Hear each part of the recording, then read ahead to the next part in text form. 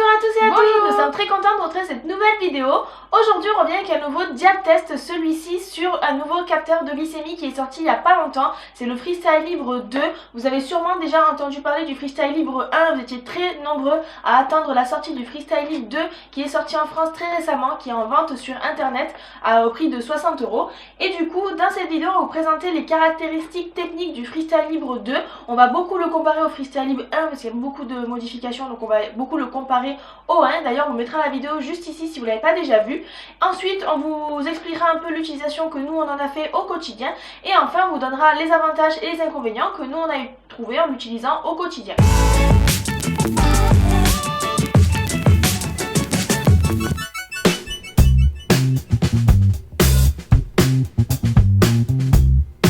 D'abord concernant les informations générales sur le Freestyle Libre 2, la première chose très importante c'est que le capteur n'est pas encore remboursé à la date où on vous fait la vidéo. Peut-être que d'ici quelques mois il sera remboursé, donc si jamais il est remboursé ne nous mettez pas en commentaire qu'il est remboursé, c'est normal. Voilà, le jour où on tourne la vidéo il n'est pas remboursé.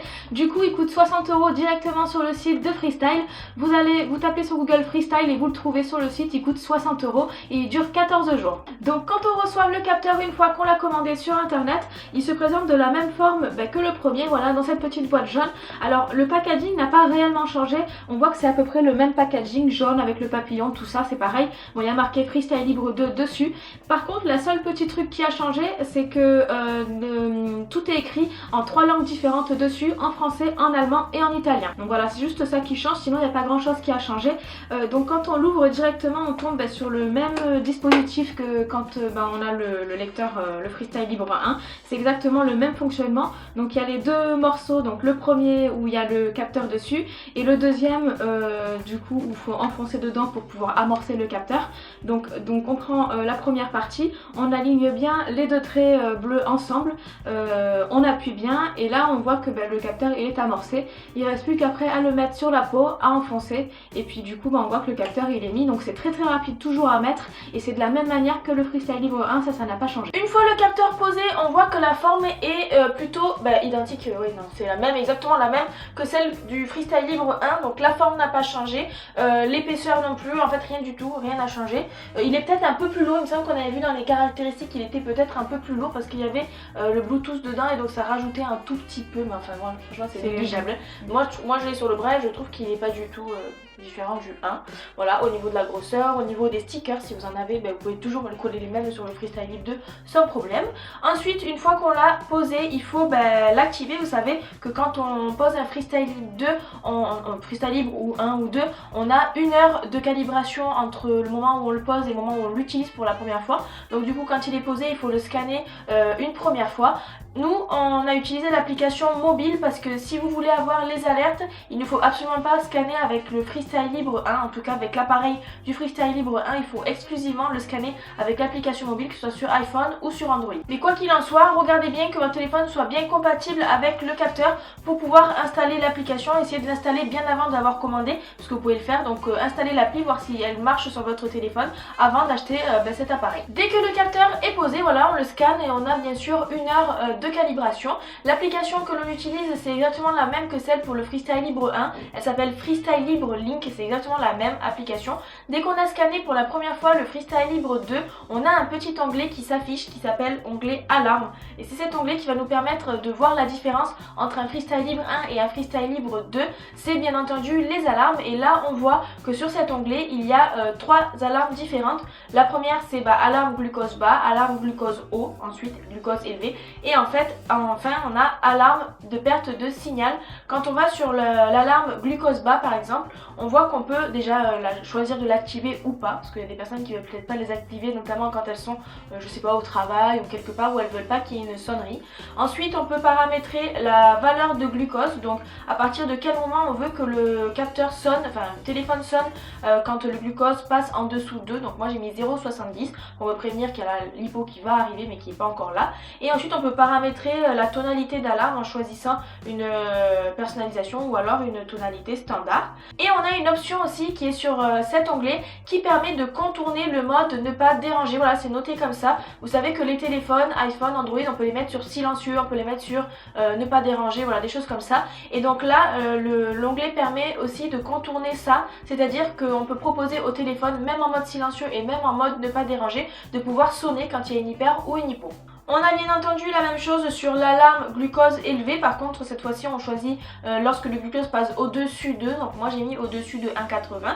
Pareil, on a exactement les mêmes paramètres. Et ensuite, on a l'alarme de perte de signal que j'ai pas activé parce que j'ai pas envie que ça me sonne à chaque fois que le truc perdait le signal. Donc c'est vrai que c'est pas quelque chose que j'ai activé. Pour les personnes qui se poseraient des questions sur l'alarme, on vous mettra ici une capture d'écran du téléphone quand on reçoit une alarme. Très concrètement, ça reste un Freestyle Libre 1, c'est-à-dire qu'il faut se scanner toute la journée pour avoir les glycémies, bien entendu. C'est pas un truc qui fonctionne en continu, c'est-à-dire qu'on n'a pas la glycémie qui s'affiche en continu sur l'application, donc il faut se scanner.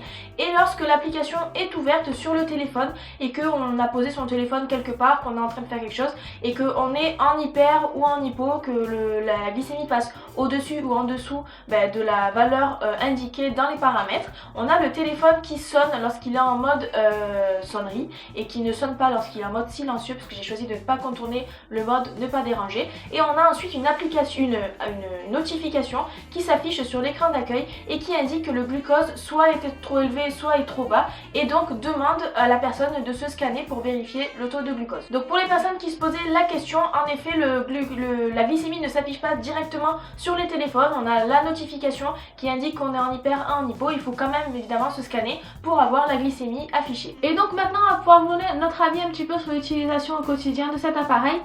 Donc d'abord moi je vais commencer par les avantages, Elise va terminer par les inconvénients. Donc d'abord le premier avantage qu'on a remarqué, parce que Elise quand elle l'a porté, elle avait le Freestyle Libre 2 et le Dexcom ensemble, et donc elle a pu voir que le Freestyle Libre 2 est un tout petit peu plus fiable que le Freestyle Libre 1. Donc ça c'est vraiment très bien qu'il s'est travaillé sur la fiabilité du capteur, parce que c'était une chose qui était quand même un point négatif sur le Freestyle Libre 1. Donc ça c'est déjà très bien, il est beaucoup plus fiable. La deuxième chose qu'on a trouvé comme avantage, c'est qu'il est très facile à poser, voilà, toujours très facile.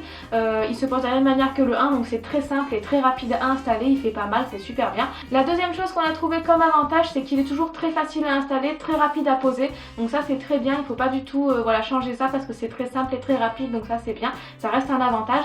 On trouve que le format il est toujours très bien aussi, on s'accroche pas trop aux portes et tout, donc ça c'est très bien. Il est pas trop lourd, pas trop, voilà, il prend pas trop de place sur la peau, plutôt discret, donc ça c'est très bien. Et d'avoir rajouté les alarmes aussi sur l'application, c'est aussi une très bonne chose. Concernant les inconvénients maintenant, le premier c'est bien entendu le prix. En effet, le Freestyle Libre 2 n'est pas remboursé et coûte quand même 120 € par mois, ce qui est pas négligeable. Donc c'est vrai que voilà, c'est pas remboursé, on peut pas aller à la pharmacie se chercher des freestyles. Donc nous on trouve ça dommage qu'ils aient pas sorti le Freestyle Libre 2 directement en étant remboursé. Ce qui va m'amener au deuxième inconvénient, qui est le fait qu'il n'y ait pas les alarmes directement, enfin en tout cas la glycémie qui soit en continu sur le téléphone. C'est vrai qu'au jour d'aujourd'hui on a des capteurs de glycémie en continu comme le Dexcom et le Guardian qui sont remboursés par la sécurité sociale et qui sont des glycémies en continu. Donc on a la glycémie en continu tout le temps avec des alarmes hypo, hyper. Là Freestyle Libre a choisi de faire pareil, des alarmes mais sans afficher directement la glycémie, toujours à se scanner tout le temps. Donc c'est vrai qu'on trouve ça dommage, et au jour d'aujourd'hui on pense que vu que le Freestyle Libre n'est pas remboursé, le 2 en tout cas, on pense qu'il est plus préférable, en tout cas en réfléchissant en termes financiers, de prendre un Freestyle Libre 1 qui est remboursé par la sécurité sociale et d'acheter un Miao Miao qui coûte à peu près entre 150 et 200 $. Et en 2 mois de Freestyle Libre 2, eh bien on a remboursé un Miao Miao qui permet d'abord d'avoir les alarmes hypo et hyper, mais aussi d'avoir des glycémies en continu sur son téléphone et de pouvoir se faire suivre par d'autres membres de sa famille si on a envie que d'autres membres de notre famille puissent suivre nos glycémies à distance. Voilà pour notre vidéo sur le Freestyle Libre 2. Vous étiez nombreux à attendre un petit peu notre avis avant de l'acheter, donc là on vous l'a donné, donc vous pouvez aller voir un petit peu sur internet aussi tout ce qui se dit à propos de ça. N'hésitez pas à nous dire en commentaire vous si vous l'avez acheté, ce que vous en avez pensé, si vous l'avez déjà utilisé, et si jamais vous l'avez pas encore utilisé, qu'est-ce qui vous fait hésiter, tout ça, comme ça au moins peut-être qu'on a répondu à certaines de vos questions maintenant. N'hésitez pas aussi à aller vous abonner à la page Facebook, chaîne YouTube, Snapchat, Instagram, Twitter, tout ça pour nous suivre sur les réseaux sociaux. Et merci d'avoir suivi cette vidéo et à bientôt.